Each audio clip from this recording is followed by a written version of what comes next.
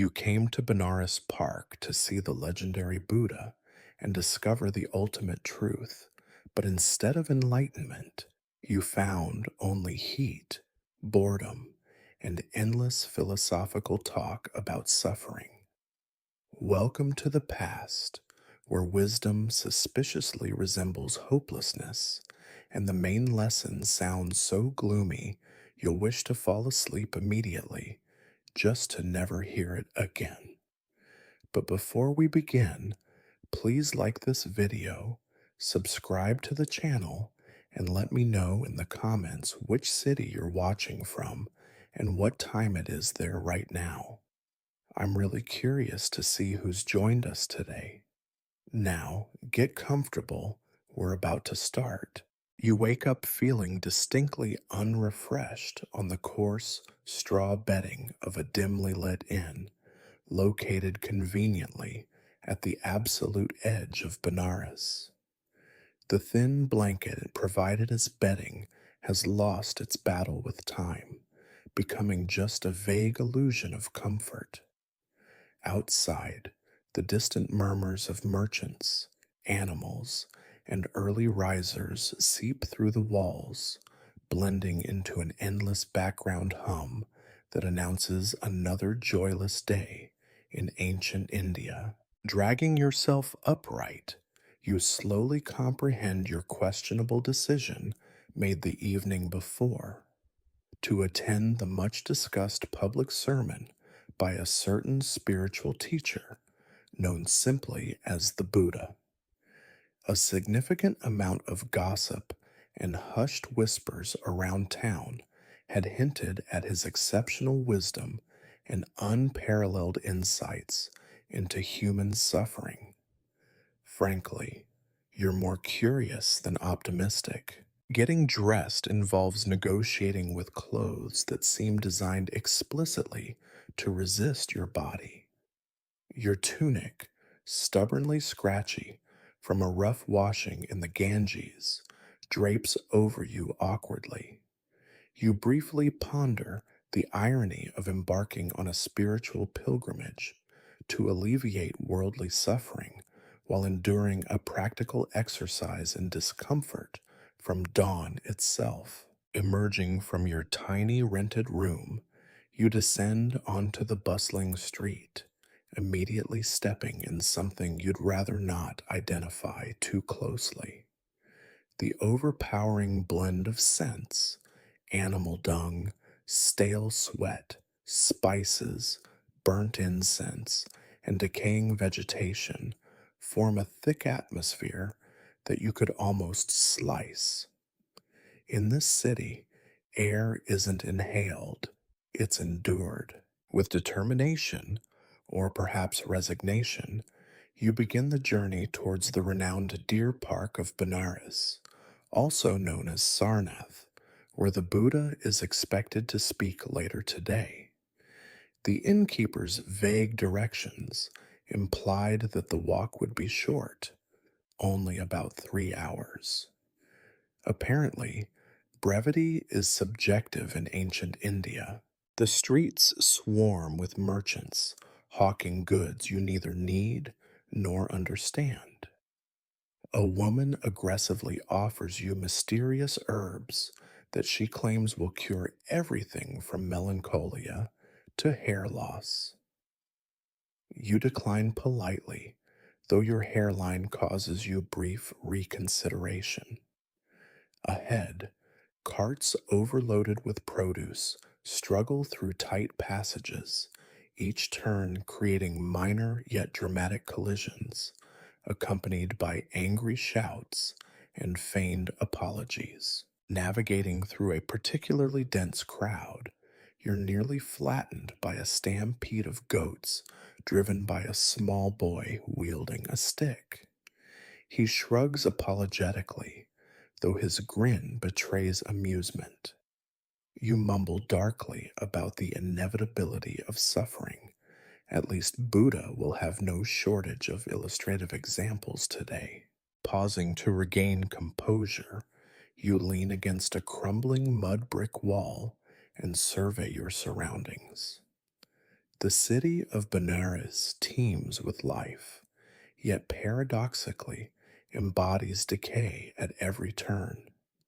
Once majestic buildings now sag into ruin, their walls marked by faded murals narrating forgotten tales of glory. Your glance falls upon a particularly depressing image, some long dead king triumphantly stepping upon vanquished enemies, now faded to the point of being barely recognizable, their victories rendered meaningless by time and neglect. This cheers you cynically as another indication of the futility of human ambition. Pushing forward again, you overhear a conversation between two aged men animatedly debating the authenticity of Buddha's enlightenment. They accuse each other loudly and theatrically of various philosophical heresies, their debate escalating into dramatic threats of violence that clearly neither intends to fulfill. Eventually, both agree on one point. Enlightenment, they conclude, is overrated. You cannot suppress a smile. Perhaps your journey won't be entirely wasted. Leaving the city behind at last, the dusty path stretches monotonously toward the distant deer park. Your sandals, designed seemingly with contempt for human feet, begin asserting their hostility. Pebbles penetrate the flimsy soles, ensuring that every step feels like karmic retribution for sins you've yet to commit. Your pace, initially brisk, inevitably slows. Amidst endless rows of indistinguishable fields, a figure falls into step alongside you, a fellow traveler heading, presumably, to the same event. You silently hope for intelligent conversation or at least mutual consolation. Alas, your companion proves overly enthusiastic, launching into unsolicited explanations about his own extensive spiritual credentials. He claims proudly to have attended lectures from every possible sage within 100-mile radius, absorbing wisdom indiscriminately.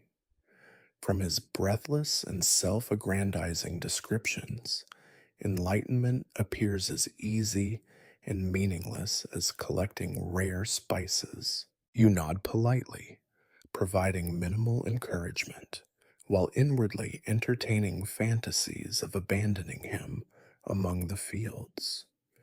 He drones on endlessly about intricate metaphysical theories, which, despite your best efforts, sound suspiciously like gibberish. He gestures emphatically, using words like dukkha, karma, and moksha, yet your only growing realization is that you would happily trade enlightenment itself for silence. Finally, after an hour of philosophical torment, your overly talkative companion diverts onto another path, promising to rejoin you later. You send silent thanks to whatever minor deity oversees human solitude, relieved once more to be alone, left in the dubious company of your own increasingly cynical thoughts. The sun reaches a particularly disagreeable angle, casting punishing heat across your forehead. Sweat streams unpleasantly, stinging your eyes and blurring your vision. You momentarily regret your decision to pursue spiritual wisdom outdoors rather than from the comfort of an inn with cool water and shade.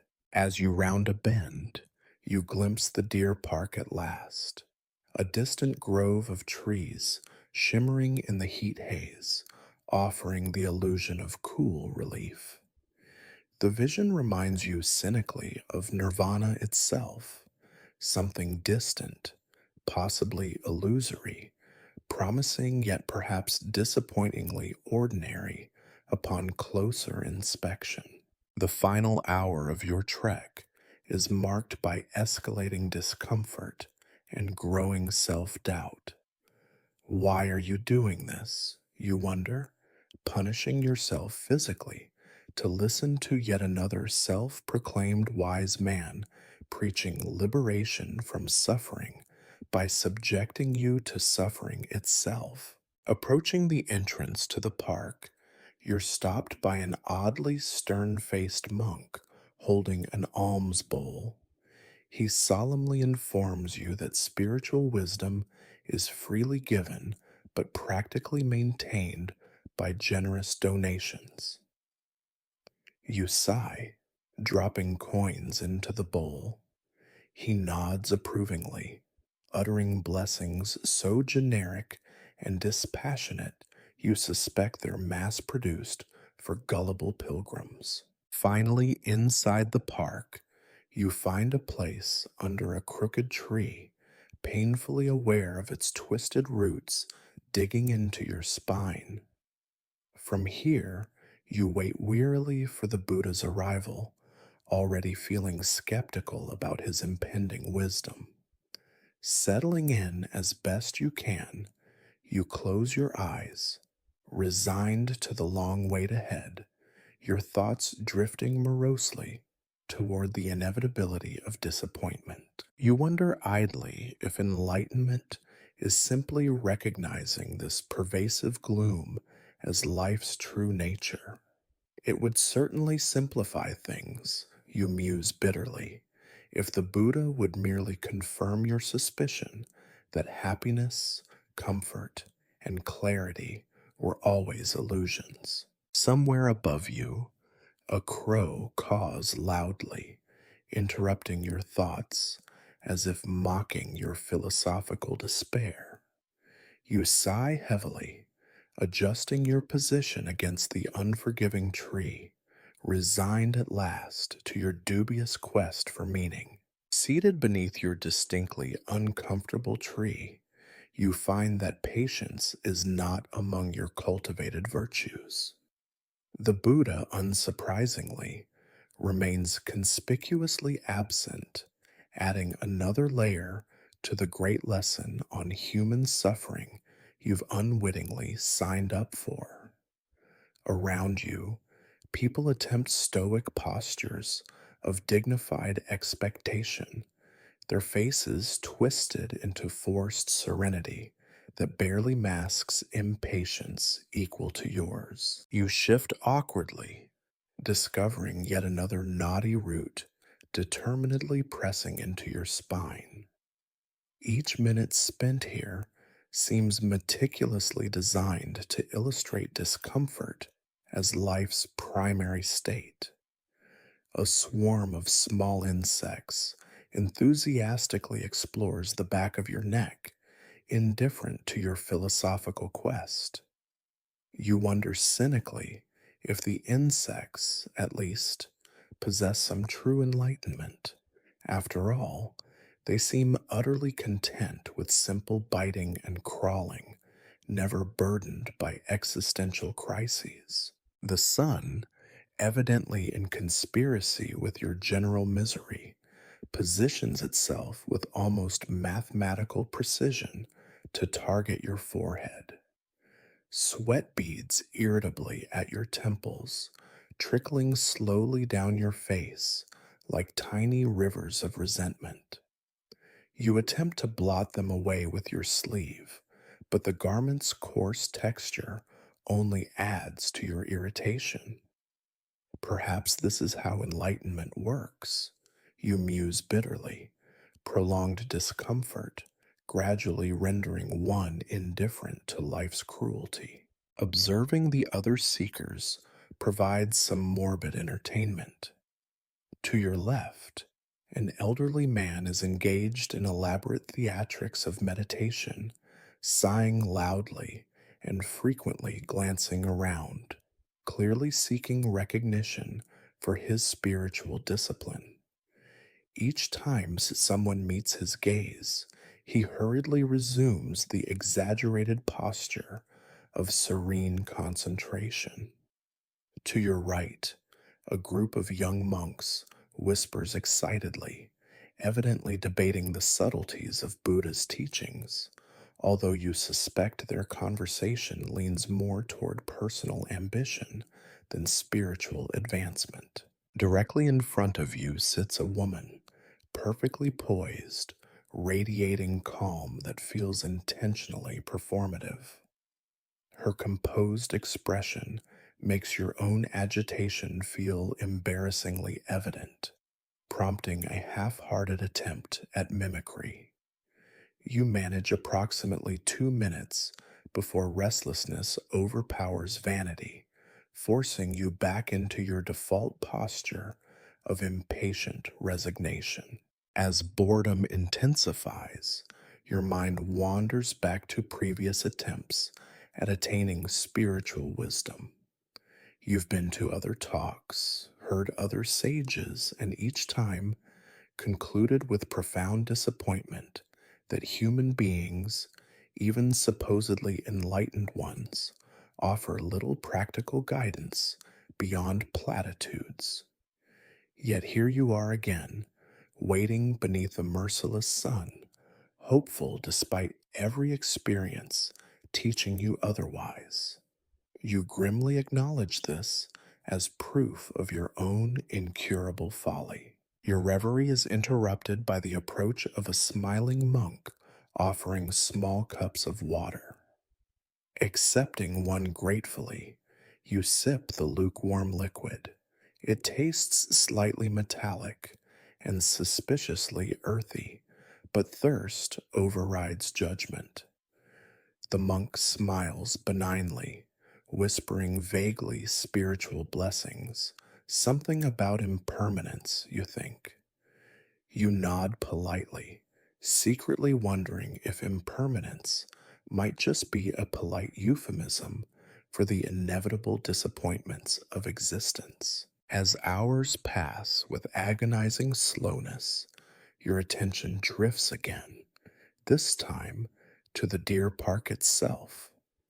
The trees, sparse and undernourished, appear as weary participants in this communal charade, drooping apologetically rather than majestically shading your assembly. The grass beneath your feet is brittle, hinting cynically at neglect and despair rather than lush serenity. Nearby, a bird hops cautiously closer, tilting its head to scrutinize your misery with detached curiosity. Its brief song breaks the monotonous silence of waiting, causing heads to turn sharply, hopeful that perhaps the Buddha has arrived. Faces quickly droop in disappointment when they realize it's merely nature's cruel joke. False hope in feathered form.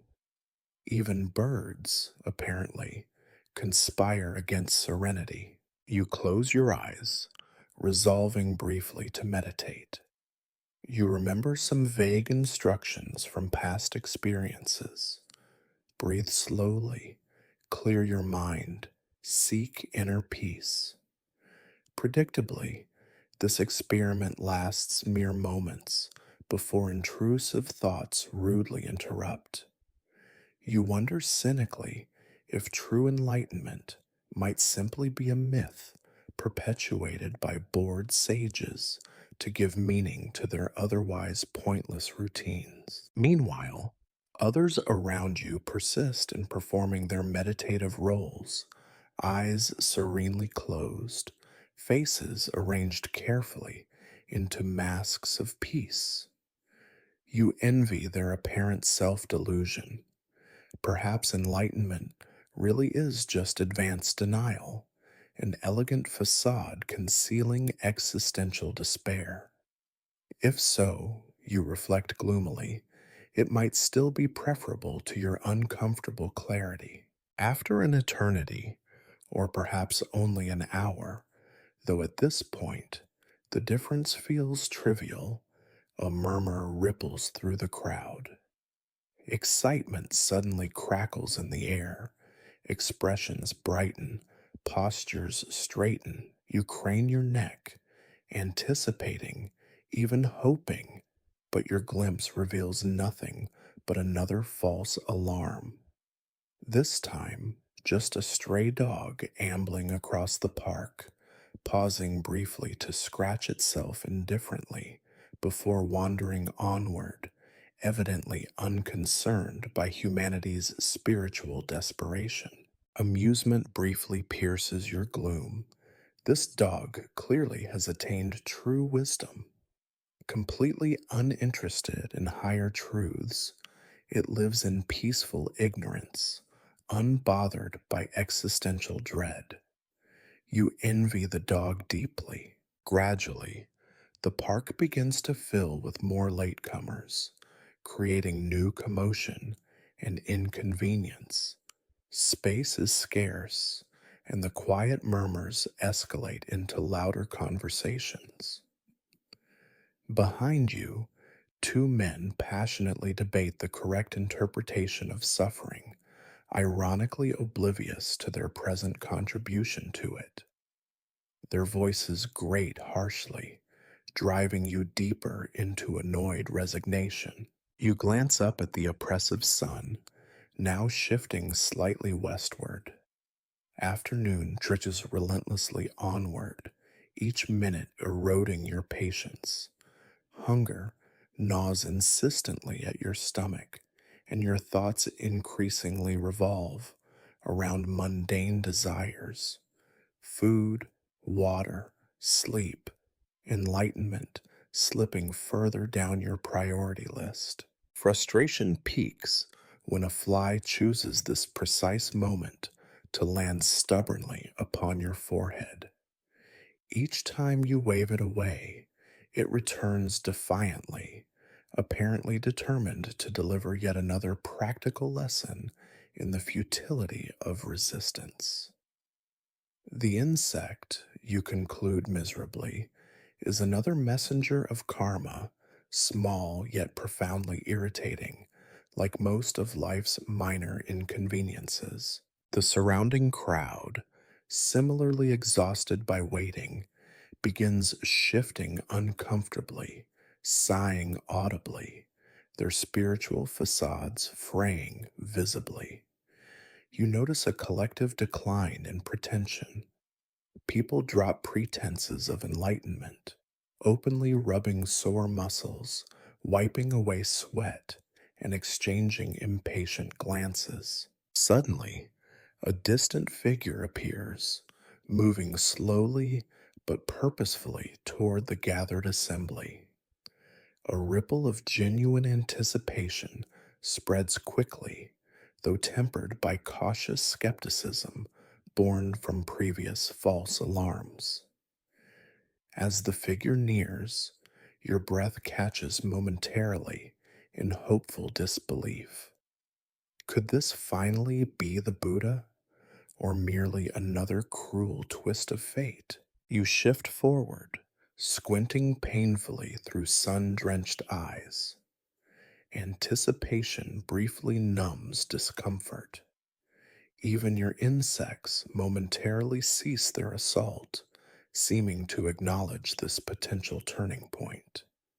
Holding your breath, you await clarity. As the distant figure approaches, you lean forward, squinting skeptically into the shimmering heat.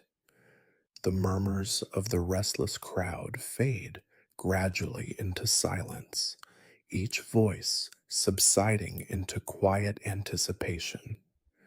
After enduring hours beneath a merciless sun and a relentless swarm of insects, your mood has settled comfortably into weary pessimism. Despite the collective eagerness around you, your own expectations have sunk so low that disappointment would require genuine effort. At last, the figure steps clearly into view. You find yourself examining him closely, immediately sensing an ironic twist of fate. The Buddha, long rumored to radiate divine light and heavenly serenity, seems painfully ordinary. A man in simple robes, thin, almost gaunt, with a countenance so plain it borders on the mundane. If spiritual greatness requires physical unremarkability, then he has certainly achieved the first step toward enlightenment. You watch as he calmly takes a seat beneath a modestly shady tree. His demeanor, serene yet utterly without spectacle, stirs whispers of surprise from the crowd. You overhear faint murmurs from nearby listeners expressing mild disappointment. Clearly, they had expected something far grander. At least you're not alone in your cynicism. Even enlightenment, it seems, is subject to human vanity. When Buddha begins to speak, his voice is clear, measured, and distinctly monotonous. His words glide effortlessly, yet they fail spectacularly to inspire immediate awe. He opens by addressing the nature of suffering, a choice you find darkly humorous, given your entire day thus far has already proven the universality of human misery. If his aim is to remind you of life's pains, then he has already succeeded magnificently. His sermon proceeds methodically. He speaks of dukkha, the universal experience of dissatisfaction. The word itself grates irritatingly against your weary ears.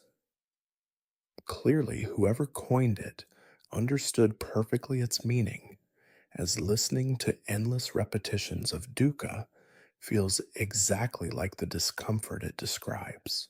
Around you, listeners feign profound contemplation, nodding solemnly and closing their eyes as if in deep agreement. You suspect many share your confusion, but lack your honest cynicism. Perhaps true spiritual awakening lies in mastering the art of appearing wise while comprehending little. If so, Buddha's teaching has found its perfect audience. Continuing monotonously, he explains the causes of suffering, attachment, desire, ignorance. Each explanation feels frustratingly abstract. He offers no practical advice, merely vague generalizations.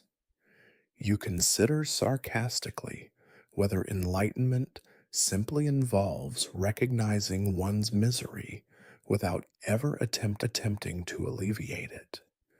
If so, you may already be a spiritual prodigy. Your attention drifts momentarily, drawn toward a butterfly fluttering gracefully through the gathered assembly. You envy its freedom, untouched by Buddha's repetitive drone about attachment and pain. Ironically, observing the butterfly provides more genuine insight into life's fleeting nature than Buddha's speech itself. Returning reluctantly to Buddha's discourse, you notice he's moved on to discussing something he calls the middle way. He speaks earnestly about balance, moderation, and avoiding extremes, yet even his descriptions feel oddly imbalanced, too detached, too theoretical, too unsatisfying. The middle way, as he describes it, sounds depressingly dull, a pathway neither joyous nor tragic, just blandly adequate. Your aching back, throbbing feet, and growling stomach remind you vividly that moderation has done little to improve your day. The sermon drags onward, punctuated occasionally by Buddha's pauses, each intended to let wisdom settle. Instead, they merely accentuate your mounting boredom. His silence invites listeners to reflect profoundly, but you use these gaps to silently calculate exactly how long you have spent waiting here, growing increasingly resentful with each conclusion. Your gaze wanders to those around you again. Some have visibly drifted off, their heads nodding rhythmically, eyes closed in pretend meditation. Others, determined to appear enlightened, periodically utter thoughtful hums or quietly murmur agreement. It's a grand charade, everyone pretending mutual understanding to avoid the embarrassment of admitting confusion. You inwardly applaud their collective acting skills, grateful for at least some entertainment amid relentless tedium. The afternoon stretches into an endless expanse of monotony. Buddha's voice drones relentlessly, unchanging in tempo, tone, and content. He now describes an eightfold path, a structured plan toward ending suffering. Listening carefully, you discover it filled with nebulous advice like right view, right intention, and right speech, terms as cryptic as they are impractical. You privately wonder what constitutes right. Is it Buddha's subjective opinion, or does it imply a universally dull and unvarying standard? Your sarcastic inner monologue continues, imagining scenarios where you perfectly practice right speech, resulting inevitably in conversations reduced entirely to polite, meaningless phrases. Perhaps enlightenment, after all, merely implies perfecting small talk to an exhausting degree. As Buddha's words meander on, your eyelids grow increasingly heavy. Each repetition of suffering, desire, and moderation lulls you closer to sleep, perhaps an intentional technique to teach patience through boredom. You nod involuntarily, jerking awake in embarrassment, hoping no one noticed. Peering cautiously around, you observe at least half a dozen others equally engaged in this subtle dance of polite exhaustion. Suddenly, Buddha pauses again. The silence this time feels heavier, forcing listeners back into a moment of attentive discomfort. He gazes slowly around the crowd, his expression unchanged. His serenity, though commendable, borders infuriatingly on indifference. He seems to silently challenge you all to find meaning where perhaps there is none, forcing introspection you neither sought nor desire. Buddha resumes, softly concluding his speech by explaining that enlightenment lies in recognizing impermanence, relinquishing desire, and achieving detachment. Though profoundly stated, these truths ring hollow in your current state of physical and emotional discomfort. It dawns on you, ironically, that if Buddha's intention was to detach you from desire, he has unintentionally succeeded. Your sole desire now is merely to escape his endlessly repeating sermon. At last, the speech ends. Buddha calmly rises and departs, leaving behind a profoundly uncomfortable silence. Everyone waits uncertainly, reluctant to be first to admit confusion or dissatisfaction. The crowd eventually begins shifting restlessly, murmuring vaguely affirmative sentiments. You remain seated, profoundly unsure how much, if anything, you've actually gained from Buddha's first teaching. Others rise, stretching painfully and exchanging polite, carefully ambiguous comments about enlightenment. You sigh heavily, slowly acknowledging that you've spent hours merely reaffirming your own cynicism rather than discovering any transcendent truth. Perhaps enlightenment simply involves becoming comfortable with such disappointing realizations. As you finally rise from your punishingly uncomfortable spot, you feel something akin to gratitude, but only because your suffering beneath the tree has momentarily ended.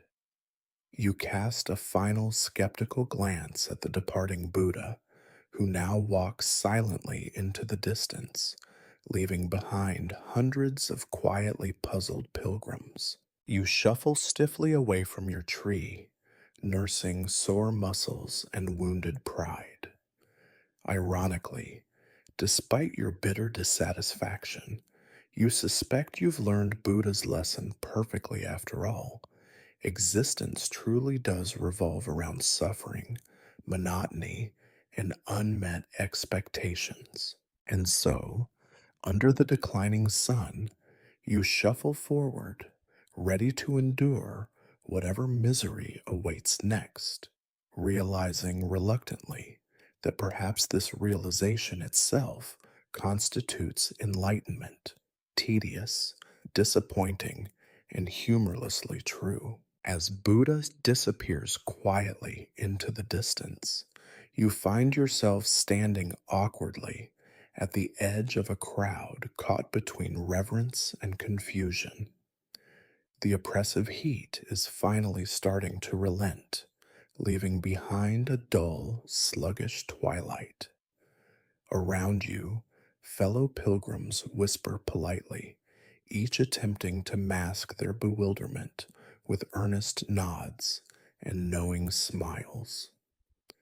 You're mildly amused at the collective denial, the communal effort to pretend the speech had clarified rather than complicated life's mysteries. Still uncomfortable from hours of sitting cross legged, you slowly limp away from the now empty speaking area, attempting to stretch out the stiffness lodged stubbornly in your back and legs. Your limbs feel resentful, as if deliberately protesting the philosophical torment you've subjected them to today.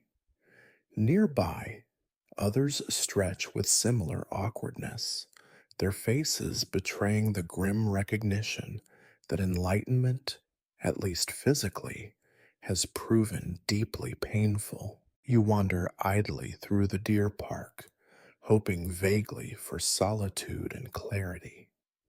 The surroundings, however, prove disappointing. Far from a lush, peaceful haven, the park appears neglected, strewn with dry grass, fallen leaves, and despondent looking shrubs. Even nature itself, you conclude bitterly, has abandoned aspirations for beauty here, instead, adopting a general theme of gloomy resignation. Finding a marginally acceptable spot beneath an aging tree, you slump against its trunk. The bark, predictably rough and unpleasant, seems determined to continue Buddha's relentless lesson on life's inherent discomfort. You sigh deeply, realizing this entire pilgrimage has somehow only deepened your already substantial collection of cynicism. Your thoughts wander back over the speech itself, revisiting Buddha's endless drone on suffering and detachment. The irony feels almost mocking. Having journeyed all this way to find meaning, you now doubt meaning even exists. Perhaps Buddha's genius lies precisely in this elaborate joke, a cosmic prank forcing people into uncomfortable introspection until they finally acknowledge the futility of trying. You glance around, spotting other pilgrims engaged in solemn, performative contemplation, their eyes closed tightly, heads nodding thoughtfully, their expressions carefully arranged into masks of spiritual seriousness. You suspect they're mostly wondering what dinner awaits, rather than reflecting on the Eightfold Path. Enlightenment, it seems, demands excellent acting skills. Suddenly, an elderly man approaches your tree, smiling politely, clearly seeking conversation. You brace yourself inwardly, already resigned to another pointless philosophical exchange. After a courteous greeting, he inquires earnestly what insights you took from Buddha's sermon. You hesitate briefly, then decide honesty might at least alleviate boredom. I learned mostly that sitting under uncomfortable trees, listening to repetitive speeches, makes me question the very existence of enlightenment, you reply dryly. He laughs softly, his eyes twinkling unexpectedly. Then perhaps you've understood more than most, he replies cryptically before drifting away, leaving you oddly comforted yet confused. Even spiritual encounters here end frustratingly vague, you conclude gloomily. Left alone again, you find your mind drifting further. You replay Buddha's concept of suffering, dukkha, which now feels disturbingly omnipresent. Every insect bite, every ache in your joints, every hungry pang confirms the accuracy of Buddha's diagnosis. Yet, strangely, acknowledging the truth doesn't diminish your annoyance. You're suffering, yes, but knowing this somehow only makes it worse. You observe distant groups conversing quietly, each person subtly positioning themselves as wiser or more spiritually advanced than their companions. Enlightenment here has become competitive, an absurd contest to display detached superiority. You wonder sarcastically whether Buddha himself approves of this petty rivalry or whether he's secretly laughing at the irony. Nearby, a group of monks passes by, their robes dusty from the day's journey. One loudly explains Buddha's teachings to his younger companions, repeating phrases you've already heard too often today. Their earnest nodding irritates you irrationally. Either they're genuinely enlightened or simply better actors than yourself. You secretly hope it's the latter. Otherwise, your own inadequacies feel embarrassingly obvious. As the twilight deepens, your stomach reminds you insistently of its neglect. The emptiness feels symbolic of the broader emptiness you now associate with your failed quest for meaning. Food, you think bitterly, might be the only remaining authentic pleasure life offers, a cynical conclusion Buddha probably wouldn't endorse. Suddenly feeling restless, you stand and begin pacing slowly around the perimeter of the park. Your walk offers no great insight, merely a change in the type of discomfort you're experiencing. Your sandals pinch harshly against your blistered feet, and each step reinforces Buddha's central theme. Life is essentially a series of annoying inconveniences, punctuated occasionally by brief intervals of relief that people mistakenly label happiness. In the fading light, shadows stretch lazily across the park, giving the surroundings an eerie melancholy. Your mood darkens further. Perhaps Buddha's lesson on impermanence is taking root after all. Nothing enjoyable, comfortable, or meaningful seems to last. Even enlightenment, if achievable, probably fades swiftly, leaving behind the bitter aftertaste of disillusionment. Pausing near a small pond, You gaze idly at the water's muddy surface, noting how it distorts your reflection into something vaguely grotesque. The metaphor isn't lost on you. Your entire search for truth has similarly distorted your understanding into something nearly unrecognizable. You sigh heavily, wondering cynically if this moment qualifies as profound reflection or merely pessimistic despair. A frog leaps suddenly into the water, startling you from your gloom.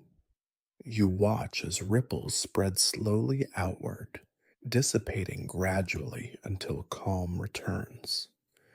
The symbolism again feels annoyingly apt. Disturbances happen, causing temporary turmoil, but inevitably calm resumes, no wiser, just resigned. You decide abruptly that reflection is overrated. Clearly, Buddha's teachings encourage endless introspection, but perhaps ignorance would have been bliss after all. You'd rather have spent today enjoying practical comforts instead of chasing ambiguous wisdom beneath harsh sunlight. Nearby, others seem similarly restless. People begin gathering their belongings, exchanging polite farewells, slowly dispersing back toward their lives, presumably unchanged, yet pretending otherwise. You envy their willingness to resume routine, suspecting they're no closer to truth, yet somehow unconcerned by this fact. As darkness finally settles over the deer park, the oppressive heat lifts, replaced by a mild chill that quickly grows uncomfortable. Even the weather here, you conclude bitterly, cannot remain pleasant for long. Reluctantly, you prepare to leave as well, knowing tomorrow will bring yet another tedious search for meaning, one you already doubt exists. You glance once more at the now empty spot where Buddha spoke. Nothing profound lingers there, no residual aura of enlightenment, just an empty ground, silent and indifferent. Perhaps that's the real lesson. Meaning itself is simply another illusion, attractive yet ultimately vacant. Shaking your head, you shuffle toward the park's exit, keenly aware that tonight will likely hold no profound realizations, just a long walk back through darkness, contemplating how little today changed anything. You smile bitterly, finally resigned. Enlightenment, you realize, may simply mean accepting life's profound ordinariness. At least this realization brings some comfort. No more expectations, no more disappointment, just acceptance of the tedious, endlessly repeating cycle you've ironically traveled so far to understand. Dawn arrives reluctantly, as if even the day itself resists repeating yesterday's weary cycle. You awaken stiffly in the cramped lodging on the edge of Benares, the same wretched bed awaiting your reluctant return the night before. It feels appropriate somehow, returning to the very point of origin after hours spent fruitlessly seeking enlightenment. The irony strikes you as cruel yet fitting, a final lesson in life's perpetual disappointment. Outside, the streets stir slowly to life, echoing yesterday's familiar cacophony, vendors barking, animals braying, footsteps shuffling. You sigh deeply, forcing yourself upright, preparing again for the exhausting journey back to the deer park. Cynically, you suspect the universe takes pleasure in repeatedly presenting the same bleak lessons disguised as fresh opportunities. After a minimal breakfast, a bowl of lukewarm porridge, disturbingly resembling mud. You join the steady flow of pilgrims returning to Sarnath. Their faces show no genuine enthusiasm, merely the resigned expressions of people committed to routines they no longer believe in. Perhaps they've already grasped what you suspect. Enlightenment isn't liberation, merely an endless, exhausting chase after elusive truths. Your feet complain immediately upon resuming yesterday's dusty path. Sandals worn thin by hours of wandering now provide merely symbolic protection from the sharp rocks beneath. Each step becomes a bitter reminder that enlightenment, thus far, has offered nothing but painful repetition and physical discomfort. Arriving again at the deer park, you find it depressingly unchanged. The same sparse trees, brittle grass, indifferent birds. Even the insects seem familiar, resuming yesterday's campaign of relentless irritation. You select another painfully uncomfortable spot beneath a tree whose twisted roots mirror your own growing bitterness. Settling down, you wait grimly for Buddha's next discourse, certain it will deliver more disheartening truths you've already unwillingly embraced. Soon enough, Buddha reappears, serene as ever, infuriatingly unaffected by yesterday's collective disappointment. He takes his seat beneath a tree, similar enough to yesterday's, that you briefly question whether the entire scenario is a cynical illusion. Perhaps this is your punishment, a karmic loop endlessly replaying the same dull sermon. Buddha begins speaking, his voice once more measured, calm, monotonous. Yet today, strangely, you feel slightly more receptive, not from enthusiasm, but resignation. He again addresses suffering and impermanence, reiterating yesterday's points with relentless precision. You consider sarcastically whether enlightenment involves memorizing these tedious truths until their sheer repetition induces surrender. Listening half heartedly, you note Buddha now emphasizes acceptance. To end suffering, we must accept suffering itself as inevitable, he explains blandly. You smile grimly.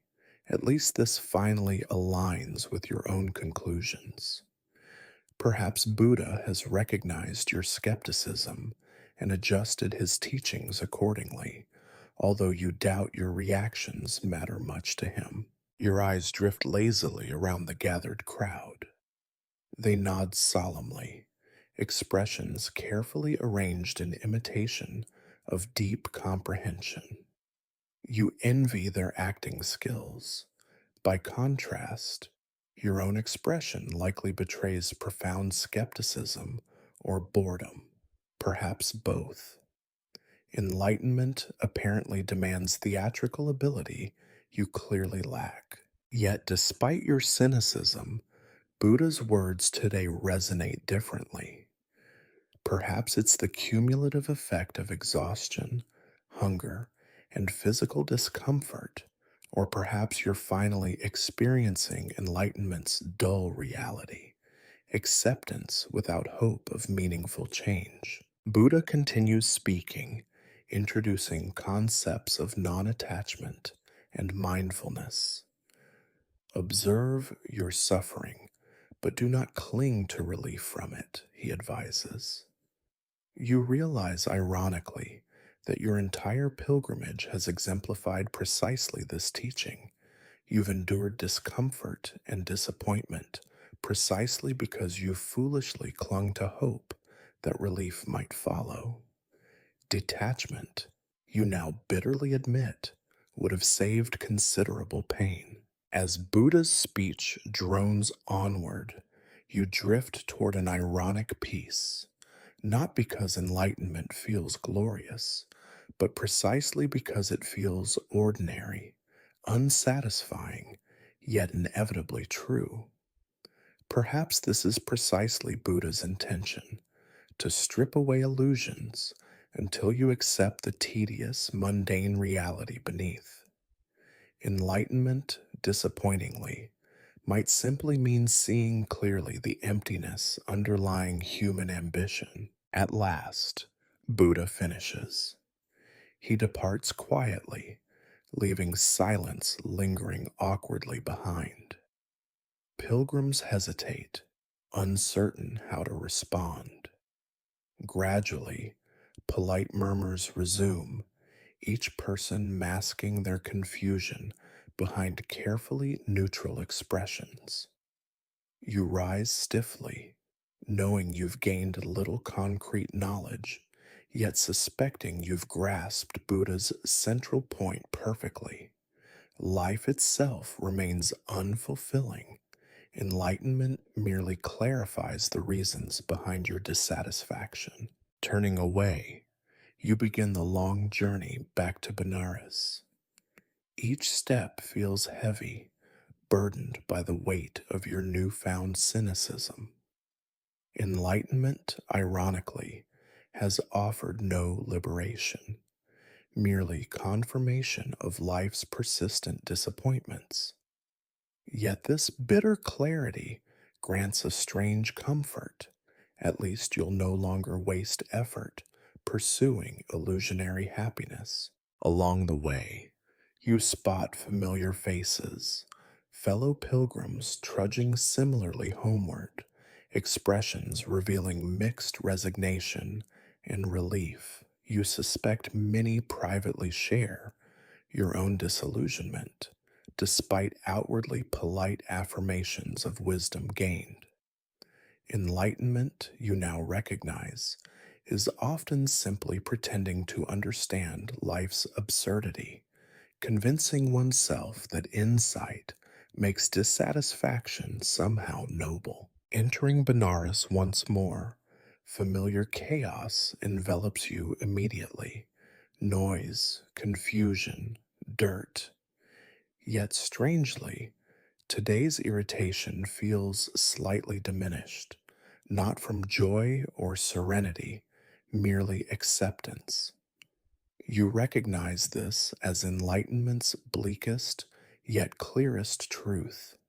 Existence remains persistently unpleasant, and true wisdom merely involves resigning oneself to perpetual inconvenience. Returning finally to your small room, you collapse exhausted onto the rough bedding. Your pilgrimage, ironically, ends precisely where it began, each step having brought no genuine transformation, merely confirmation of truths you've long suspected. Perhaps this realization itself represents enlightenment, a disappointingly mundane recognition that life, in essence, rarely improves. As you lie in restless contemplation, sleep eventually overtakes you. Dreams tonight remain mercifully ordinary, offering neither profound insight nor troubling symbolism, just peaceful emptiness, free from ambition or expectation. Waking tomorrow, you'll face precisely the same mundane routines, yet somehow they'll feel easier now, tempered by understanding that disappointment and discomfort constitute existence's unchanging nature. Buddha's ultimate teaching, you reluctantly conclude, is depressingly clear. Life persists unchanged by spiritual quests. True enlightenment merely clarifies the emptiness underlying human aspirations, allowing acceptance rather than futile hope. Perhaps wisdom, after all, is merely embracing life's tedious repetitions without complaint, acknowledging absurdity without expecting relief. As night settles fully over Benares, you drift deeper into sleep, accepting finally that tomorrow will offer nothing transformative, merely more ordinary suffering and discomfort. Ironically, this understanding grants genuine peace, precisely because it demands nothing further from you. Enlightenment, disappointingly yet fittingly, requires only acceptance, bland, unsatisfying, yet inevitably true. In your final moments of waking consciousness, you smile cynically. Buddha, after all, has delivered precisely what he promised: clarity regarding suffering, attachment, and disappointment. Tomorrow promises nothing new, yet perhaps precisely this realization is liberation enough, acknowledging life's tedious cycle without expecting change.